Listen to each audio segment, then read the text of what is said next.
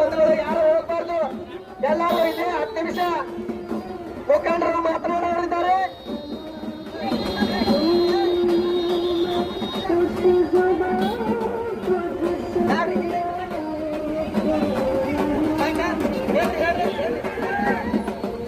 ಎಲ್ಲ ಕಾರ್ಯಕರ್ತ ಬಂಧುಗಳು ಈ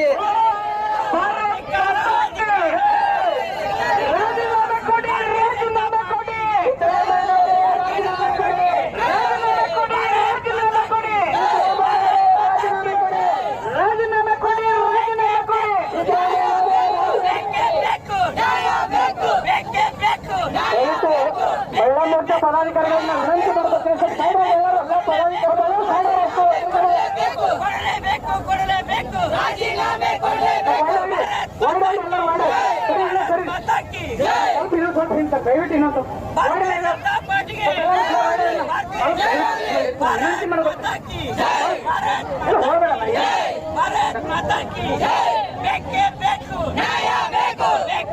ಈ ರಾಜ್ಯದ ಎಲ್ಲ ಭಾರತೀಯ ಜನತಾ ಪಕ್ಷದ ಕಾರ್ಯಕರ್ತರು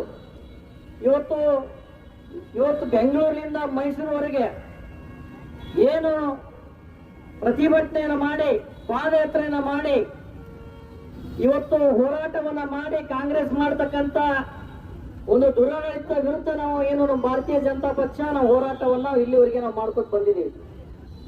ಬಂಧುಗಳೇ, ರಾಜ್ಯದ ಜನತೆ ನಾವೆಲ್ಲ ಎಚ್ಚೆತ್ತುಕೊಳ್ಬೇಕಾಗಿದೆ. ಇವತ್ತು ಮೈಸೂರಿನಲ್ಲಿರ್ತಕ್ಕಂಥ ಒಂದು ಹಿಂದೆ ಸಿದ್ದರಾಮಣ್ಣವರು 13 ಬಜೆಟ್ ಅನ್ನ ಮಾಡಿನಿ, ಅನೇಕ ಧೀಮಂತ ನಾಯಕ ಅಂತಕ್ಕಂಥ ಒಬ್ಬ ನಾಯಕ ತಮ್ಮ ಮನೆಯವರ ಹೆಸರಲ್ಲೇ ಇವತ್ತೇನು ಒಂದು ಕೊಟ್ಟಿ ಕಾಗದ ಪತ್ರಗಳನ್ನ ತಯಾರು ಮಾಡಿ ಇವತ್ತು ಹಗರಣವನ್ನ ಎಸೆದರೆ ಇವತ್ತು ಅವರು ರಾಜ್ಯಕ್ಕೆ ಕ್ಷಮೆ ಕೇಳಬೇಕು. ಇವತ್ತು ನಾವೆಲ್ಲ ಭಾರತೀಯ ಜನತಾ ಪಕ್ಷದವರು ಹೋರಾಟ ಮಾಡಿ ರಾಜೀನಾಮೆನ ಕೊಡ್ಬೇಕಂತ ಹೇಳಿ ಇವತ್ತು ಈ ವೇದಿಕೆ ಮುಖಾಂತರ ಒತ್ತಾಯನ ಮಾಡ್ಲಿಕ್ಕೆ ತಿರುಗ ಬಂಧುಗಳೇ.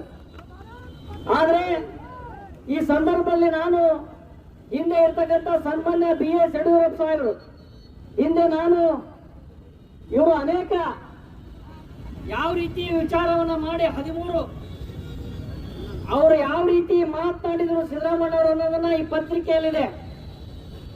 ಇವತ್ತು ಅದೇ ಸಿದ್ದರಾಮಣ್ಣವರು ಸನ್ಮಾನ್ಯ ಗೌರವಾನ್ವಿತ ಇರತಕ್ಕಂಥ ಗವರ್ನರ್ ಅವರಿಗೆ ಇವತ್ತು ಒಂದು ಏನು ನೋಟಿಸ್ ಕೊಟ್ರೆ ಇವರೇ ರಾಜೀನಾಮೆ ಕೊಡ್ಬೇಕಂತಕ್ಕಂಥ ಒಂದು ಏನು ಹೋರಾಟದಲ್ಲಿ ಇವತ್ತು ರಾಜ್ಯದಲ್ಲಿ ಇರ್ತಕ್ಕಂಥ ಮುಖ್ಯಮಂತ್ರಿಗಳ ಸಚಿವ ಸಂಪುಟದಲ್ಲಿ ಇರ್ತಕ್ಕಂಥ ಶಾಸಕರು ಸಚಿವರು ಹೋರಾಟ ಮಾಡಿ ಅವರು ರಾಜೀನಾಮೆ ಇವತ್ತು ಗೌರವನೇ ಕೊಡ್ಬೇಕಂತಕ್ಕಂಥ ಒಂದು ಏನು ದುಷ್ಟತನದ ಏನು ಮಾತುಗಳನ್ನ ಇವರು ಹೇಳ್ತಾರೆ. ಇವತ್ತು ನಾವೆಲ್ಲ ಭಾರತೀಯ ಜನತಾ ಪಕ್ಷ ಭ್ರಷ್ಟ ಮುಖ್ಯಮಂತ್ರಿ ತಗುಲಿ, ಲೂಟಿ ಸರ್ಕಾರ ಕೊನೆಗಾಗಲಿ ಅಂತಕ್ಕಂಥ ಇವತ್ತು ಭಾರತೀಯ ಜನತಾ ಪಕ್ಷ ನಾವು ಹೋರಾಟವನ್ನು ಮಾಡಿದೀವಿ.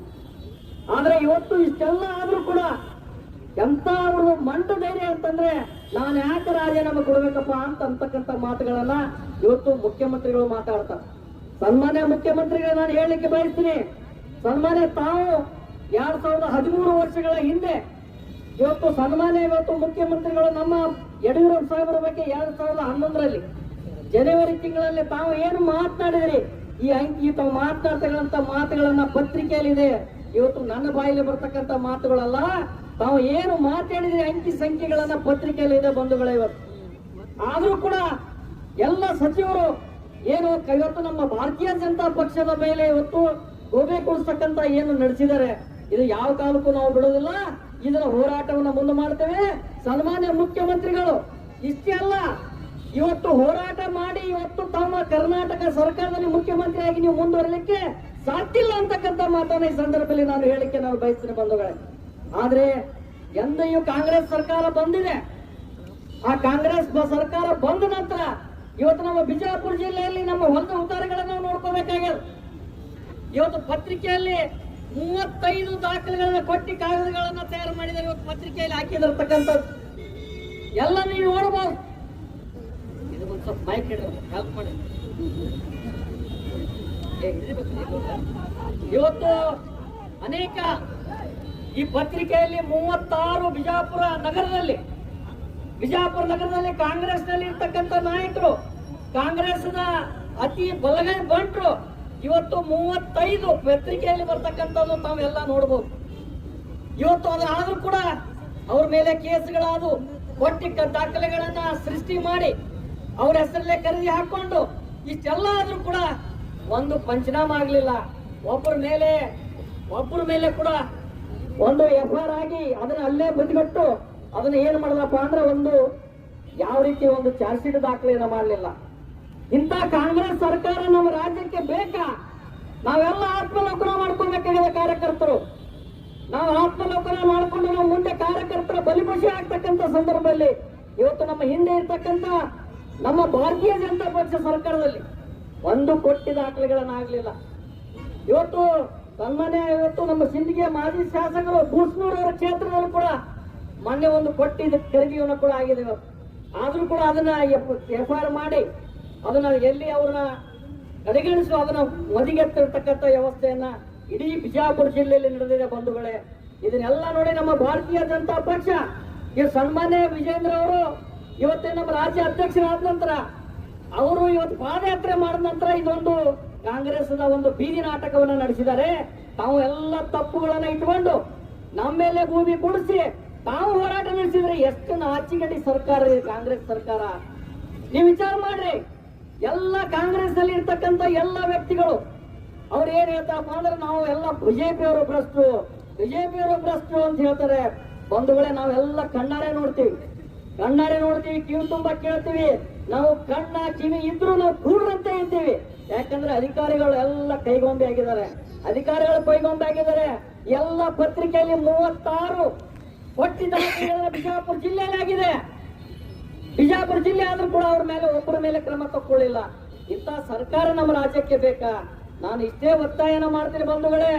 ಇವತ್ತೇನು ನಮ್ಮ ಭಾರತೀಯ ಜನತಾ ಪಕ್ಷ ಎಲ್ಲ ಕಾರ್ಯಕರ್ತರು ಇಡೀ ರಾಜ್ಯದಲ್ಲಿ ಸನ್ಮಾನ್ಯ BY ವಿಜೇಂದ್ರ ಅವರ ನೇತೃತ್ವದಲ್ಲಿ ಎಂದು ಕೇಳಿಲ್ಲ ಎಂದು ನೋಡಿಲ್ಲ ಅಂತಕ್ಕಂಥ ಮಾತನ್ನು ಹೇಳಕ್ ಬಯಸ್ತೀನಿ ನಾನು. ಸಿದ್ದರಾಮಯ್ಯ ಅವ್ರ ಬಗ್ಗೆ ಬಹಳ ಗೌರವ ಇರ್ತಾರೆ. ಅವರು ಜನತಾ ಪಕ್ಷದಾಗಿದ್ರು. ಅವರು ರಾಮಕೃಷ್ಣ ಹೆಗಡೆ ಅವರು, ದೇವೇಗೌಡರು, ಬೊಮ್ಮಾಯಿ ಅವರು, ಜಯೇಶ್ ಪಟೇಲ್ ಅಂತ ಮಹನೀಯರ ನಾಯಕತ್ವದಲ್ಲಿ ರಾಜಕೀಯ ಜೀವನವನ್ನು ಪ್ರಾರಂಭ ಮಾಡಿರ್ತಕ್ಕಂಥ ಸಿದ್ದರಾಮಯ್ಯನವರು ಇವತ್ತು ಕಾಂಗ್ರೆಸ್ಗೆ ಹೋಗಿ ಕರ್ನಾಟಕದ ಮುಖ್ಯಮಂತ್ರಿ ಆದ ಮೇಲೆ ಆ ಮೌಲ್ಯ ಅಂತಕ್ಕಂಥ ವಿಷಯಕ್ಕೆ ಅಪಮಾನ ಮಾಡಿ ಭ್ರಷ್ಟಾಚಾರ ಮಾಡಿರ್ತಕ್ಕಂಥದ್ದು ನಮ್ಮಂತ ನಾಯಕರಿಗಷ್ಟೇ ಅಲ್ಲ, ಮಾಧ್ಯಮಗಳ ಮುಖಾಂತರವಾಗಿ ಸಣ್ಣ ಬಾಲಕರಿಗೆ ಕೂಡ ಇವತ್ತು ಮನೆ ಮಾತಾಗಿರ್ತಕ್ಕಂಥದ್ದು ಸಿದ್ದರಾಮಯ್ಯ ತಪ್ಪು ಮಾಡಿದ್ದಾರೆ ಅಂತಕ್ಕಂಥ ಮಾತನ್ನು ನಾವು ಹೇಳಕತ್ತೀವಿ. ಬಿಜೆಪಿ ಅವರು ಕರ್ನಾಟಕದ ಎಲ್ಲಾ ಜನ ಯಾರು ನಿಮಗೆ ವೋಟ್ ಹಾಕ್ಯಾರಲ್ಲ ಅವ್ರು ಗಣಾಢವಾಗಿ ಹೇಳುವಂತ ಸಮಯ ಬಂದಂತ ಸಂದರ್ಭದಲ್ಲೂ ಕೂಡ ಆ ಕುರ್ಚಿಗೆ ಅಂಟ್ಕೊಂಡು ರಾಮಕೃಷ್ಣ ಹೆಗಡೆ ಅವರು ಕೇವಲ ಒಂದು ಫೋನ್ ಕದ್ದಾಲಿಕೆ ಆರೋಪ ಬಂದಾಗ 83ನೇ ಇಸ್ವಿ ಒಳಗೆ ಆರೋಪ ಏನು ಸಂಬಂಧ ಇಲ್ಲ. ವಿರೋಧ ಪಕ್ಷದ ನಾಯಕರು ಫೋನ್ ಕದ್ದು ಕೇಳಿರಿ ಅಂತಕ್ಕಂಥ ಆರೋಪ ವಿರೋಧ ಪಕ್ಷದವರು ಮಾಡಿದಾಗ ತಕ್ಷಣ ಮುಖ್ಯಮಂತ್ರಿ ಸ್ಥಾನಕ್ಕೆ ರಾಜೀನಾಮೆ ಕೊಟ್ಟಿರ್ತಕ್ಕಂಥ ದಿವಂಗತ ರಾಮಕೃಷ್ಣ ಹೆಗಡೆ ಅವರ ನಾಯಕತ್ವದಲ್ಲಿ ಅವರು ಗರಡಿಯಲ್ಲಿ ಬೆಳೆದಿರ್ತಕ್ಕಂಥ ಸಿದ್ದರಾಮಯ್ಯ ಅವರಿಗೆ ನಿಮ್ಗೆ ಏನಾಗಿದೆ ಅಂತಕ್ಕಂಥ ಪ್ರಶ್ನೆಯನ್ನು ಸಾರ್ವಜನಿಕ ಕೇಳಕ್ ಬಯಸ್ತೀನಿ ನಾನು. ನಿಮ್ಮಲ್ಲಿ ಕಾಂಗ್ರೆಸ್ ಆಗ್ತಿಲ್ಲ, ಕುರ್ಚಿ ಸಲ ಹೋಗಿರಿ ನೀವು ಅಲ್ಲಿ ಕಾಂಗ್ರೆಸ್ ಹೆಚ್ಚು ಭ್ರಷ್ಟಾಚಾರ ಮಾಡಕತ್ತೀರಿ ನೀವು. ಹಂಗ ಒಂದು ಹಲ್ಲಿ ಯಾವ ಬಂದದ ಗಾಡಿ ಮ್ಯಾಗ ಇರ್ತೈತಿ, ಆ ಗಾಡಿಗೆ ಯಾವ ಬಂದ ಇರ್ತೈತಿ ಆ ಹಲ್ಲಿಗೆ ಯಾವ ಬಣ್ಣ ಬರ್ತೈತಿ ನೋಡ್ರಿ. ಮನ್ಯಾಗ ಬಿಳಿ ಬಣ್ಣ ಇದ್ರೆ ಹಲ್ಲಿ ಬಿಳಿ ಇರ್ತೈತಿ, ಕೆಂಪು ಬಣ್ಣ ಇದ್ರೆ ಹಲ್ಲಿ ಕೆಂಪು ಬಣ್ಣ ಆಕೈತಿ, ನೀಲಿ ಬಣ್ಣ ಇದ್ರೆ ಗಾಡಿಗೆ ನೀಲಿ ಬಣ್ಣ ಆಕೈತಿ. ಏನು ಕಾಂಗ್ರೆಸ್ ಗಾಡಿ ಒಳಗೆ ಹೋಗಿರಿ ನೀವು ಪೂರ್ಣ ಹಿಂದೆ ಕಾಂಗ್ರೆಸ್ ಹುಟ್ಟಿರ್ತಕ್ಕಂಥ ಸಂದರ್ಭ ಹಿಡ್ಕೊಂಡು ಕೇಂದ್ರ ರಾಜ್ಯದಲ್ಲಿ ಏನು ದೊಡ್ಡ ದೊಡ್ಡ ಭ್ರಷ್ಟಾಚಾರ ಮಾಡಿದಾರ. ನೀವು ಕೇವಲ 2ನೇ ಬಾರಿ ಮುಖ್ಯಮಂತ್ರಿ ಆಗಿರ್ತಕ್ಕಂಥ ಸಂದರ್ಭದಲ್ಲಿ ಅವ್ರಿಗೆಲ್ಲ ಮೀರಿಸಿರ್ತಕ್ಕಂಥ ಭ್ರಷ್ಟಾಚಾರ ಮಾಡಿರ್ತಕ್ಕಂಥ ಒಬ್ಬ ಮುಖ್ಯಮಂತ್ರಿ ಯಾರಾದ್ರೆ ಅದು ಸಿದ್ದರಾಮಯ್ಯ ಅಂತಕ್ಕಂಥ ಮಾತನ್ನು ಬಹಳ ಖಡಾಖಂಡಿತವಾಗಿ ಹೇಳಕ್ ಬಯಸ್ತೀನಿ ಬಂಧುಗಳೇ. ಇದ ನೀವು ಸ್ವಂತ ಆಸ್ತಿ ತಿಳ್ಕೊಂಡ್ರೆ ಏನ್ ಮುಖ್ಯಮಂತ್ರಿ ಸ್ಥಾನ ನಮ್ ತಿಳಿಯಲ್ದೇನು? ಎಲ್ಲರೂ ಹೇಳಕತ್ತೇವ, ದಾಖಲೆ ಹೇಳಕತ್ತೇವ.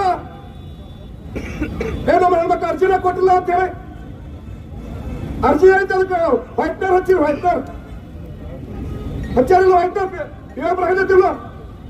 ಅಧಿಕಾರಿಗಳು ನಿಮ್ಮ ಅವ್ರದಾರಲ್ಲ ಏನ್ ಬೇಕಂತ ಮಾಡ್ತಾರ. ಇದಿಷ್ಟು ಬೇಕಾ ನಿಮ್ಗೆ? ಶಾಶ್ವತ ಇರೋದ್ರಲ್ಲಿ ಭೂಮಿನಾಗ ನೀವು ಇರೋದ್ರಲ್ಲಿ ಯಾರಿಗೂ ಜೀವನ ಶಾಶ್ವತ ಅಲ್ಲ, ಕುರ್ಚಿ ಶಾಶ್ವತ ಅಲ್ಲ. ನೀವು ಬದುಕಿರ್ತಕ್ಕಂಥ ಜೀವನ ನಿಮ್ಮ ಒಳ್ಳೆಯ ಗುಣಗಳು ಜಗತ್ತಿಗೆ ಮಾರ್ಗದರ್ಶನಕ್ಕೆ ಸಿದ್ದರಾಮಯ್ಯ ಅವರ ತಕ್ಷಣ ರಾಜೀನಾಮೆ ಕೊಡಬೇಕಂತಕ್ಕಂಥ ಮಾತನ್ನು ಹೇಳಕ್ ಬಯಸ್ತೀನಿ ನಾನು ಬಂಧುಗಳೇ. ಅದು ಹೋಗ್ಲಿ, ರಾಜ್ಯಪಾಲರು ಏನ್ ತಪ್ಪು ಮಾಡ್ಯಾರ? 2011 8ರಿಂದ 12 ತನಕ ನಾವು MLA ಮಂತ್ರಿ ಇದ್ದೀವಿ. ಅವಾಗ ಹೌಸ್ರಾಜ್ ಭಾರದ್ವಾಜ್ ನಿಮ್ಮ ರಾಜ್ಯಪಾಲರು ಇದ್ರೆ ಅವಾಗಿಲ್ಲಿ ದಿವಸ ಹೇಳಿಕೆ ಕೊಡೋರು ಅವರು. ಒಬ್ಬ MLA MP ಅಲ್ಲ, ರಾಜಕಾರಣಿಗೆ ಹೆಚ್ಚು ಕೆಟ್ಟ ಮಾತುಗಳನ್ನು ದಿವಸ ಹೇಳ್ತಿದ್ರು ಅವ್ರ ಪತ್ರಿಕೆ. ಸನ್ಮಾನ್ಯ ಯಡಿಯೂರಪ್ಪನವರಿಗೆ ಪ್ರಾಸಿಕ್ಯೂಷನ್ ಅವರು ಪರ್ಮಿಷನ್ ಕೊಟ್ಟರೇ ಇಲ್ಲ. ಅವಾಗ ನಾವು ಕಾನೂನಿಗೆ ಗೌರವ ಕೊಟ್ಟಿದ್ವಿ. ಯಡಿಯೂರಪ್ಪನವ್ರು ಜೈಲಿಗೆ ಕೂಡ ಹೋಗಿ ಬಂದಾರ. ನಾವು ಗೌರವ ಕೊಟ್ಟಿವಿ ಕಾನೂನಿಗೆ. ಬಿಜೆಪಿ ಅವರು ನಾವು ಇಂಥ ನಿರಪರಾಧ ಹೊರಗೆ ಬಂದಾರ ಅವರು. ನೀವು ಮಾಡ್ರಿ, ನೀವು ತೋರಿಸ್ ಜನರಿಗೆ ಏನ ತಪ್ಪು ಮಾಡಿಲ್ಲ, ತಪ್ಪು ನೀವೇ ಹೋಗಾಕತ್ತೀರಿ. ದಾಖಲೆ ಹೇಳಕತ್ತೇವಲ್ಲಿ ಮೈಸೂರು ಮೂಡ ಹಗರದೊಳಗ 4-5 ಸಾವಿರ ಕೋಟಿ ರೂಪಾಯಿ ಅವ್ಯವಹಾರ ಆಗೈತಿ, ಪ್ಲಾಟ್ಗಳ ಅವ್ಯವಹಾರ ಹಂಚಿರಿ ಅಂತಕ್ಕಂಥ ಮಾತಾಡಿ ದಾಖಲೆ ಹೇಳಕತ್ತಾವ. ಅದನ್ನ ಬಿಟ್ಟು ನೀವು ನಿಮ್ದ ಖರೆ ಅಂತಂದ್ರೆ ಹೆಂಗಿಲ್ಲ. ಏನ ಮುಖ್ಯಮಂತ್ರಿ ಕುರ್ಚಿ ಖರೀದಿದ್ರೆ ಕಾಂಗ್ರೆಸ್ನವ್ರು ನೀವು ಖರೀದಿದ್ರೆ ನೀವೇನ್ರ ಸಾಧ್ಯ ಇಲ್ಲ. ಕರ್ನಾಟಕ ನೋಡಕತ್ತಿದಾರ. ಅಕಸ್ಮಾತ್ ಇವತ್ತ ಚುನಾವಣೆ ಆದ್ರೆ JDS ಬಿಜೆಪಿ 160 ಸೀಟ್ MLA ಆರಿಸ್ಬರ್ತಾವ. ಗೊತ್ತಿಲ್ಲ ನಿಮಗೆಲ್ಲ 160 ಹೆಚ್ಚು ಆರಿಸ್ಬರ್ತಾವ. ಗೊತ್ತಿಲ್ಲ ನಿಮಗೆ. ನಾನು MP ತೋರಿಸ್ಕೊಟ್ಟಾರ ಬಿಜೆಪಿಗೆ. ಏನು ಹೋಟ್ ಚೆನ್ನಾಗಿ ಕೊಟ್ಟಾರ ನಿಮ್ಗೆ ಗ್ಯಾರಂಟಿ ತಿರಸ್ಕಾರ ಮಾಡ್ಯಾರ. ರಾಜ್ಯಪಾಲ ಎಂದೂ ಮಾತಾಡೋರು. ತಾವರ್ಚಂದ್ ಗೆಲೋಟ್ ಅಂತ ರಾಜ್ಯಪಾಲ ಎಲ್ಲಿ ಸಿಗುದ? ದಲಿತ ವ್ಯಕ್ತಿ ಅವರು. ಐವಾನ್ ಡಿಸೋಜ ಆ ಬಾಯಿಯವರು ಬಚ್ಚಲ್ ಮಾವ್ರೆ ನಿಂತು ಬಾಯೆಲ್ಲ ಗಟಾರ್ ನಿಂತು ಬಂಗಾಳದಾಗ ಆಗಿರ್ತಕ್ಕಂಥ ಅಲ್ಲೇ ಇಲ್ಲಿ ಮಾಡ್ತಾರೆ. ಹುಚ್ಚಾರ ಕೈ ಕೊಡಬೇಕು ಗೊತ್ತಿಲ್ಲ ಬಿಜೆಪಿ ಅವರು. ಯಾರು ಜನ ಎತ್ತಿ ಬರ್ದು ಕೊಂಡೇನ್ ಹಾಕಿ ನೋಡಿದ್ರೆ ಮುತ್ತಿಗೆ ಹಾಕಿ ನೋಡಿದ್ರು. ಏನ್ ಮುಖ್ಯಮಂತ್ರಿ ಹಾಕ್ತೇವೆ, ರಾಜ್ ಹಾಕಿ ನೋಡಿದ್ರು ಬರ್ತೀವಿ. ನೀವಲ್ಲ ಬಡಿಗೆ ತಗೊಂಡ್ಬರ್ತೀವಿ, ಬಂದೂಕ್ ತಗೊಂಡ್ಬರ್ತೀವಿ.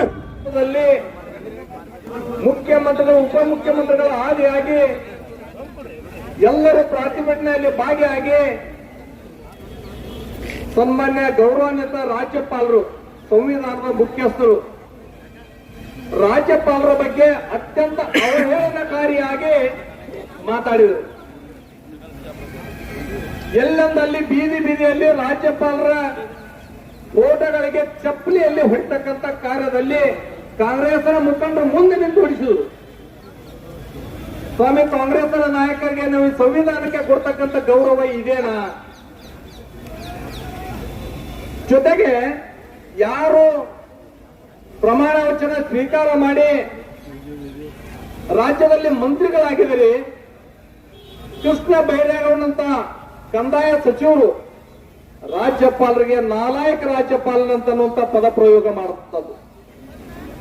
ಜಮೀರ್ ಅಹಮದ್ ಖಾನ್ ಭಾಷಣ ಮಾಡ್ತಕ್ಕಂಥ ಸಂದರ್ಭದಲ್ಲಿ ರಾಜ್ಯದಲ್ಲಿ ಅಶಾಂತಿ ಸೃಷ್ಟಿ ಆಗ್ತದ, ಅಲ್ಲೋಲ ಕಲ್ಲೋಲ ಆಗ್ತದ ರಾಜ್ಯದಲ್ಲಿ ಅನ್ನುವಂತ ಮಾತನ್ನ ಹೇಳ್ತಾರೆ.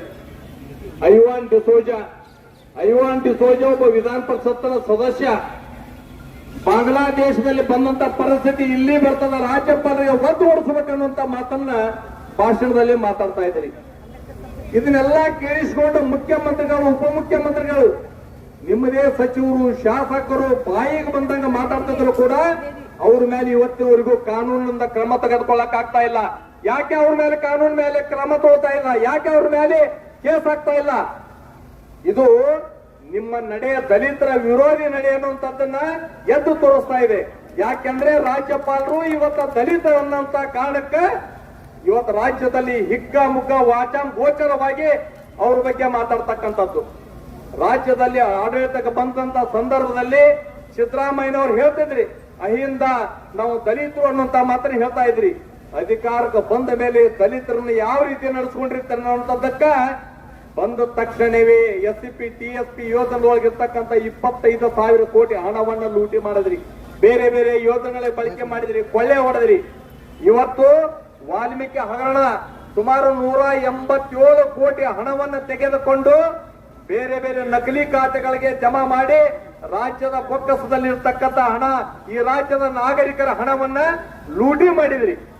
ಇವತ್ತು ಮೂಡಾದಲ್ಲಿ ನಡೆದಿರ್ತಕ್ಕಂಥದ್ದು ಬಹಳ ದೊಡ್ಡ ಹಗರಣ. ಕೇವಲ ಮುಖ್ಯಮಂತ್ರಿಗಳ ಮಾತ್ರ ಅಲ್ಲ, ಮುಖ್ಯಮಂತ್ರಿಗಳು ನೀವು ಅದಿರಿ, ಜೊತೆಗೆ ಸುಮಾರು 4ರಿಂದ 5 ಸಾವಿರ ಕೋಟಿವರೆಗೆ ಮೂಡಾದಲ್ಲಿ ಹಗರಣ ಆಗಿದೆ. ಇವತ್ತು ಸರ್ಕಾರದ ಆಸ್ತಿಯನ್ನ ಬೇಕಾಬಿಟ್ಟಿಯಾಗಿ ಒಬ್ಬೊಬ್ಬ ವ್ಯಕ್ತಿಗಳಿಗೆ 70-80 ಸೈಟ್ಗಳನ್ನ ಹಂಚಿಕೆ ಮಾಡತಕ್ಕಂಥದ್ದು ಇವತ್ತು ದಾಖಲೆಗಳು ತೋರಿಸ್ತಾ ಇದ್ದೇವೆ. ಇಷ್ಟಕ್ಕೂ ಕೂಡ ಮುಖ್ಯಮಂತ್ರಿಗಳು ಸಿದ್ದರಾಮಯ್ಯನವ್ರು ನಂದೇನೂ ಇಲ್ಲ, ನಾನು ಇಲ್ಲೇ ಕೊಡು ಅಂತ ಕೇಳಿದ್ದ ಅಂತ ಮಾತು ಹೇಳ್ತಿದ್ರಿ. ನಿನ್ನೆ ನೀವು ಮೂಡಕ್ಕೆ ಪಾರ್ವತಿ ಅಮ್ಮನವರು ಹೊರತರ್ತಕ್ಕಂತ ಪತ್ರ ನಿನ್ನ ದೃಶ್ಯ ಮಾಧ್ಯಮದಲ್ಲಿ ಎಲ್ಲ ಕಡೆ ಇವತ್ತು ನಮಗೆ ತೋರಿಸಿದಾರ. ಇವತ್ತು ಮೂಡಾದಲ್ಲಿ ನಡೆದಿರ್ತಕ್ಕಂಥ ಹಗರಣ ಯಾವ 92ನೇ ಇಸ್ವಿಯೊಳಗ ಆ ಮೂಡಾದಲ್ಲಿ ನೀವೇನು ಕೆಸರಗದ್ದೆ ನೀವು ಜಮೀನ 3 ಎಕರೆ 16 ಗುಂಟೆ